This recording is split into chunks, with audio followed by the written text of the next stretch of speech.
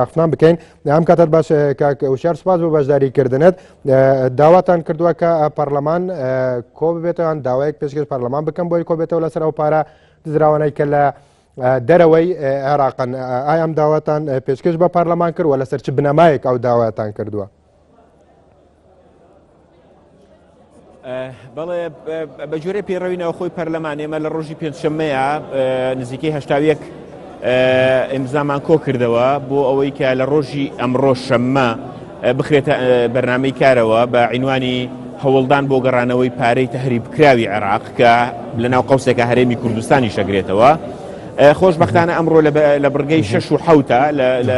لە 6 بوو دواتر خرایە بڕگەی 7 مناقەشە کرا. صاحبی تەڵەبەکە من بووم وەک سەرۆکی فراکسیۆنی گۆڕان و قسەمان کرد و یەکەم جار بە جۆرە پێڕەوینەوە خۆ فرسەتە دەنا ئەو کەسەی کە صاحبی تەڵەبەکەیە. من قسەم کرد سەبارەت بەوەی کە لە ماوەی ڕابردوودا پارەیەکی زۆر چ لە کوردستانی عێراق چ لە عێراق براوەتە دەرەوە و تەهریب کراوە و دزراوە و پێویستە پەرلەمان ڕۆڵی هەبێ بۆ ئەوەی کە هەنگاو بنێ لەسەر چەند ئاستێک کاکوشێراو داوات لەسەر چ بنەمایەک ینی لەسەر چ پشتبەستن بە چ بەڵگەیەکەوە ئەو داوات کردووە کە پارە براوەتە دەرەوە و دزراوە؟ بەڵێ لەناو داواکەیە پێشەوەی کە پێشنیارەکان پێشکەش بکەم یەکێک لەو ڕقەمانەی کە خستمە ڕوو بریتیە لە 100 ملیار دۆلار لە 2004ەوە تا 2014 کە بە جۆرەی لێدوانە ڕسمیەکان و وەسائقی لیژنەی مالی و دیوانی ڕقابەی مالی کە دیار نەماوە یان لانی کەم شچی لەسەر چۆنێتی سەرفکردنی. پاشان چەند پێشنیارێکم کرد یەکێک لە پێشنیارەکان بریتیە لەوەی کە لیژنەیەکی فراوان لە 4 لیژنەی مختص لە مالیە لە نەزاها لە قانونیە لە علاقاتی خارجی دروست بکرێ بۆ ئەوەی کە هەموو ئەو پارانە و سەرچاوی هەموو ئەو پارانە بدۆزرێتەوە و هەوڵ بدرێ بە بەردەوامی پەرلەمان ئیش لەسەرەوە بکە کە تەقریر بە هەیئەی ڕئاسە و بە مەجلیس. خاڵێکی تر بریتی بوو لەوەی کە داوامان کرد لیژنەی قانونی سیاقی قەرارێک بکە بۆ ئەوەی کە بەزوویی ئەو پارە حکوومەتی عراقی ئیلزام کا بەوەی کە بجوڵێ بە شێوەیەکی فعلی سەبارەت بە گەڕانەوەی پارەی تەهریب کراو. خاڵێکی تر داوای ئەوەمان کردووە کە مەجلیسی نواب بۆ دەستەی سەرۆکایەتی پەرلەمان تەبەنی ئەو قەزەیە بکە و منظماتی دەولی مجتمعی دەولی و تەنانەت مخاتبەی ئەو کۆمپانیانێش بکە کە دەتوانن ئەم پارانە بگەڕێنەوە بە شێوەیە کە بتوانرێت کاری لەسەر بکرێەوە. من داوام کردبوو کە پەرلەمان تەبەنی ئەوە بکات. طبعا لە کۆتایی من لە کۆتایی داواکاریەکەمە کە چەند دقەیەک لەمە پێش قسەم کرد لەناو دانیشتنەوە هەتا ئێستا کە من قسە لەگەڵ تۆ یاکەم مناقەشەکە بە گەرمی بەردەوامە داوای ئەوم کرد کە پەرلەمان تەبەنی ئەو قەزەیە بکات لەبەرەوەی لە ڕاستیە ئەمە بێجگەلەوەی ئیحقاقی عەدلە بێجگەلەوەی بارودۆخی مالی چاکەکە لە هەمان کاتیشدا لە ڕاستیە ئەمە جۆرێکە لە هەوڵ بۆ گەڕانەوەی سیقە لە نێوان خەڵک و لە نێوان پەرلەماندا. تەمەن خۆشبەختانە دوایەوەی کە قسەکانم تەواو کرد بە چەپڵە ڕێزانێکی زۆر پێشوازی لە پێشنیارەکەی ئێمە کراوە. سەرۆکی پەرلەمان داوای کرد کە پێشنیارەکانی بەنووسراو بۆ بنێرم و سەرۆکی کوتەکان داوایان کرد کە نوسخەیان لابێ. سەرۆکی لیژنەکانی مختص قانونی مالی و ئەوانە داوایان کرد کە نوسخەیان لابێ و ئێمە نوسخەمان بۆ ناردن و هەتا ئێستا کە من قسە لەگەڵ NRT یەکەم گفتوگۆکە گەرمە و چاومان لەوەیە کە لە ئەو پارانەی کە براونەتە دەرەوە ئەو بەرپرسانەی کە بردوانەتە دەرەوەنی لە عێراق لایەنە سیاسیەکانی جیاجێنانی ڕێگریەکان چی دەبن کە ببن بەڕێگر لەوەی کە پارەکە بهێنرێتەوە بۆ عێراق هیچ ڕێگریەک دەبینن؟ خۆی لە ڕاستیدا ئەگەر ببێ بە قزەی ڕێئی عام ئێستا لە کوردستانە بەباشی جوڵاوە و ئینشاڵڵا لە عێراقیشا بە تەواوەتی ئەجوڵێ و ئەگەر ببێ بە قزەی ڕێئی عام و ئەگەر مؤسسەیەک هەبێ بە فعلی تەبەنی ئەوە بکە من پێم وایە ئاسانە و لەم تەوقیتەیە پێم وایە مجتەمەعی مەدەنی و منظەماتی دەولی و تەنانەت کۆمپانیەکانی ئەوانەی کە مختصن لە گەڕانەوەی ئەموالی مهەڕەب پێم وایە دێنە سەرخەت.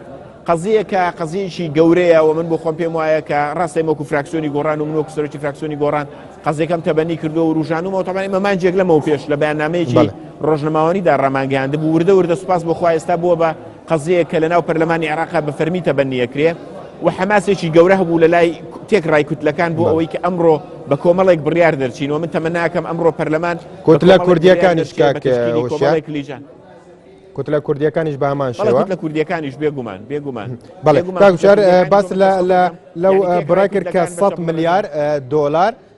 براوەتە دەرەوە لە هەرێمی کوردستان کە برابێتە دەرەوە گەر زانیاریتان هەبێ بە لە هەرێمی کوردستان نەخێر ینی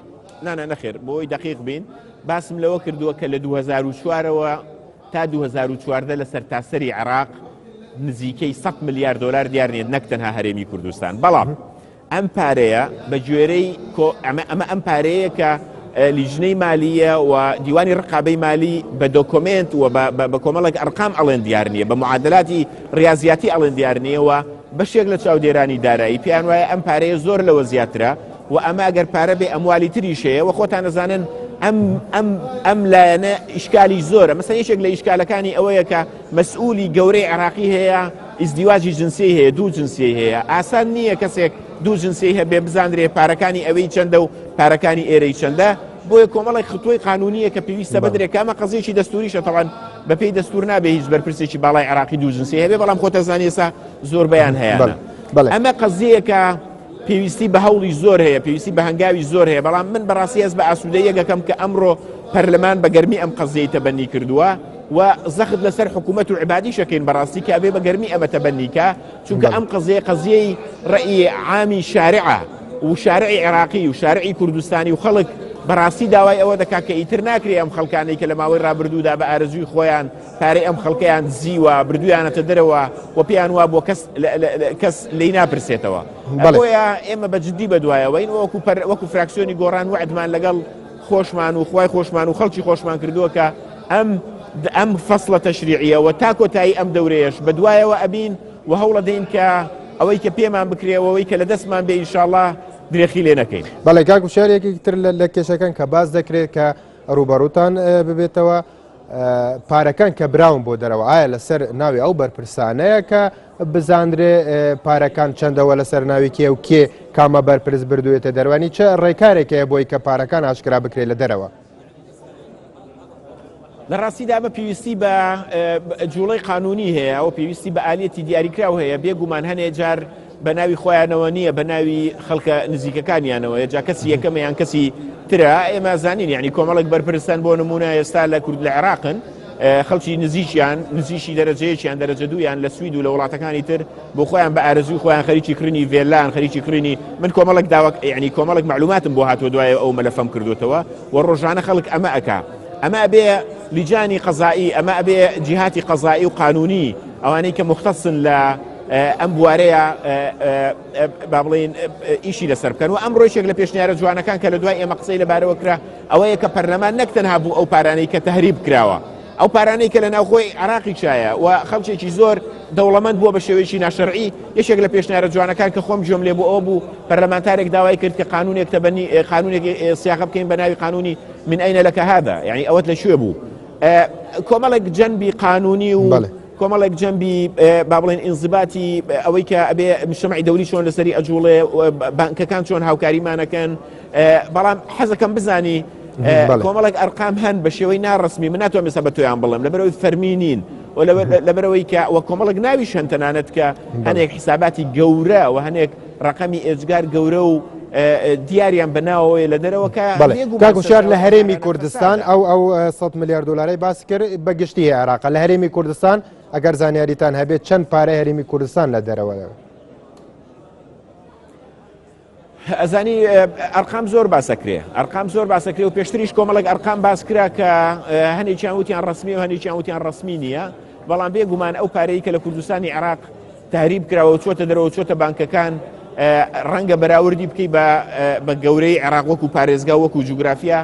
ڕەنگە ئەگەر بە بەراوردکاری وەری بگری ڕەنگە لە هەرێمی کوردستان زۆرتر بێەوە حەزمی ئەو فەساد و دزیەی کە لە کوردستانی عێراقا هەیە چ لە ساڵانی هاتنی موازنەیە چ لەو ساڵەشا کە نەوت بە شێوەیەکی ناشەفافە فرۆشرێ و کەس نازانێت سەرچاوەکەی چییە چ لە 2010 پێشترەوە کە بە تانکەر فرۆشراوە هەتا ئێستاوە پارەی ئەو کۆمپانیانە و ڕسمالی ئەو کۆمپانیا حیزبیانە کە جێگری سکرتێری گشتی یەکێتی نیشتیمانی کوردستان بە جۆرە لە جۆرەکان هەر لە کەناڵەکەی خۆتانەوە اعترافی کرد ئەمانە پارەی خەڵکن، یعنی پارەی ئەو کۆمپانیا حیزبیانە پارەی دزراوی ئەو خەڵکان و وەکو وتم حەجمی ئەو گەندەڵێ لە کوردستانی عێراقا گەورەترە. بەڵام ئەمڕۆ من لە ناو مداخلەکەی خۆمە بەڕوونی وتم کە ئەڵێم عێراق قەزدم يعني بضمنه إقليم كردستان، يعني إقليم كردستانش لقلي دا وعراق ككل نكتنها بس بارزقا كان عراق ومن بخون بهم أما زۆر پێشوازی لێکرا چونکە فعلا عێراق ئێستا دەرچوونی بڕیارێکی وەها لە پەرلەمانیان بە دوواداچوونێکی بەو شێوازە لە هەرێمی کوردستان جێبەجێ دەکرێت تا هەرێمی کوردستان پابەند دەبێ پێوە؟